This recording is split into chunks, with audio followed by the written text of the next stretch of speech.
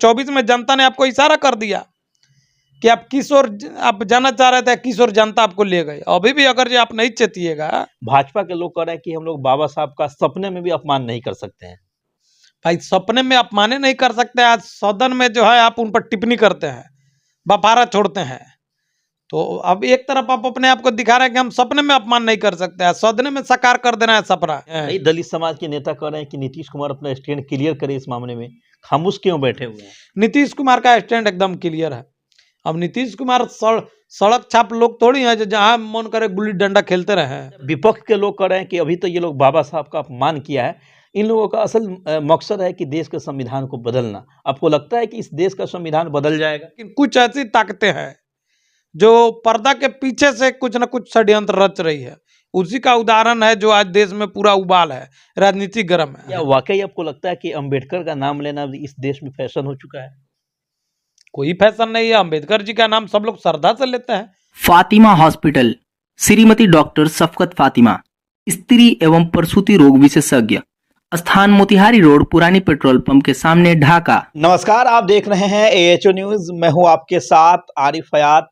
इस वक्त मेरे साथ मौजूद है जदयू नेता चंदन कुमार झा। अमित शाह के द्वारा दिए गए बयान को लेकर चंदन कुमार झा की क्या प्रतिक्रिया सामने आ रही है, सीधा इनसे बातचीत करेंगे।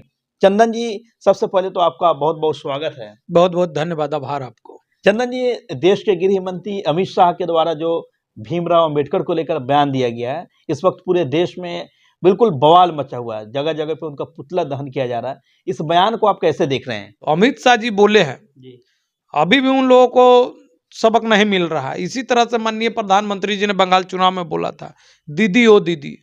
बंगाल में क्या हाल हुआ आप देख रहे हैं, परिणाम सबके सामने है। इससे अमित शाह को नुकसान होगा? अमित शाह के साथ भाजपा को इस बयान का नुकसान होता दिख रहा है आपको? निश्चित तौर पर सिर्फ अमित शाह को ही नुकसान नहीं होगा, भाजपा को ही नहीं होगा, संपूर्ण एनडीए घटक दल को, एनडीए में जितने भी लोग शामिल है, सभी लोगों को इसका दंश जो है, इसका खामियाजा अपने अपने राज्यों में चुनाव के वक्त झेलना पड़ सकता है। मान लीजिए आप किसी भी समाज के आदरणीय आदर्श पर टिप्पणी कर रहे हैं, उन पर मजाकिया लहजे में हो या जिस तरह से हो, आप टिप्पणी कर रहे हैं। आप हमारे ही आदर्श हैं, भगवान परशुराम, आप हमारे भगवान पर टिप्पणी कीजिएगा तो हम बर्दाश्त करेंगे क्या? अब एक तरफ कहते हैं कि हम लोग सच्चे समाजवादी नेता है, नीतीश कुमार को सच्चे समाजवादी के भूमिका में आप लोग आगे लाते हैं, तो फिर आपके नेता भी खामोश हैं, आप लोग भी खामोश बैठे हुए हैं इस मुद्दे पे। हमारे नेता खामोश नहीं है। अब हमारे नेता को 24 तारीख से निकलना है प्रगति यात्रा पर, तो वो तो यात्रा की तैयारी में है। भाई मुख्यमंत्री हैं तो उनको तो बहुत सारा काम है ना। डर तो नहीं ना आप लोगों को भाजपा का? कभी डरने वाले हैं क्या? हमारे नेता कभी डरे हैं क्या?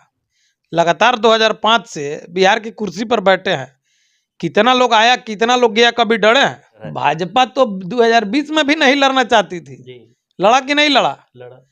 हमारे नेता एक ऐसे सर्वमान्य नेता है जो देश के सभी गठबंधन के लोग, सभी दल के लोग इनको मानते हैं, चाहे वो इंडी गठबंधन हो या एनडीए गठबंधन हो, सारे लोग इंतजार में रहते हैं।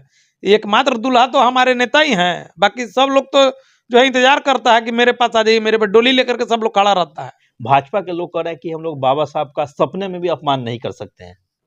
भाई सपने में अपमान नहीं कर सकते, आज सदन में जो है आप उन पर टिप्पणी करते हैं, बपारा छोड़ते हैं।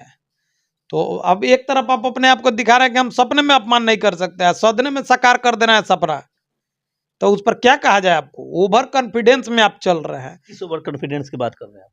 वही तो बोल रहे हैं कि आप जिस ओवर कॉन्फिडेंस में चल रहे हैं, 24 में जनता ने आपको इशारा कर दिया कि आप किस ओर आप जाना चाह रहे थे, किस ओर जनता आपको ले गई। अभी भी अगर जो आप नहीं चेतिएगा तो क्या होगा?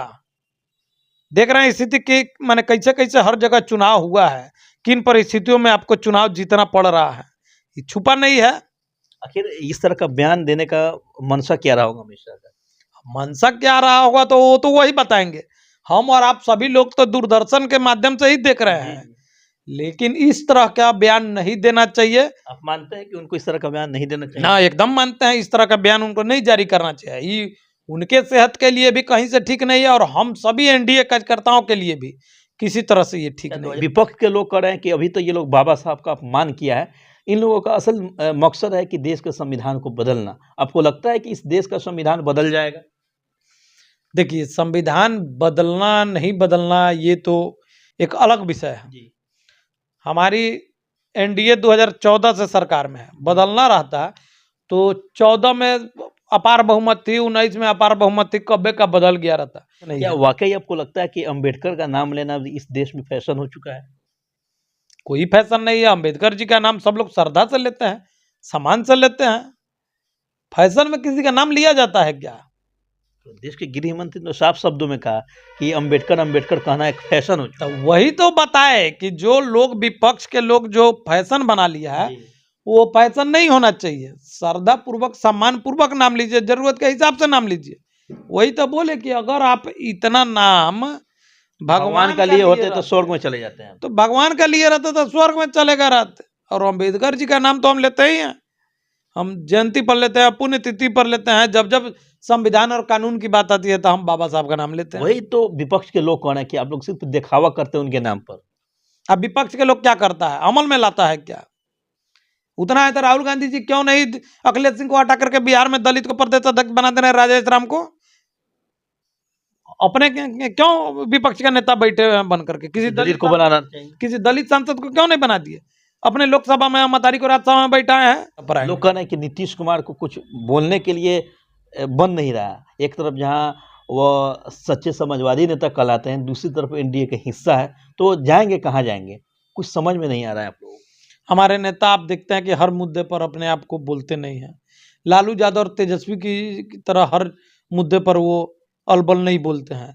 जहां उनको जरूरत होता है बोलने के लिए बोलते हैं, अपनी बातों को रखते हैं। इसमें आप लोगों का स्टैंड क्या रहेगा?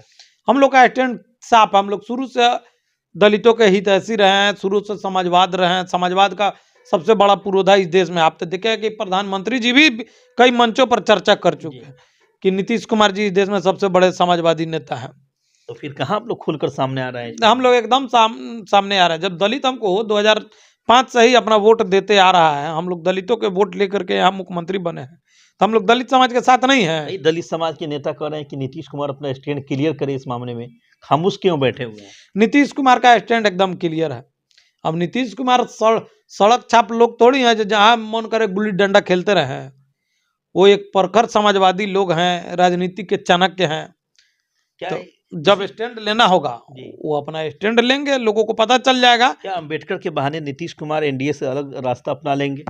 ऐसा कहीं कोई बात नहीं है। लोगों को जो कयास लगाना है अपने ख्याली पुलाव पकाते रहे। जी। जब पुलाव पक जाएगा तो सभी के थाली में परसाएगा, सब लोग को खाने के लिए मिलेगा। तब तक इंतजार कीजिए। चलिए, अपना कीमती समय देने के लिए धन्यवाद आपका। बहुत बहुत आभार, धन्यवाद।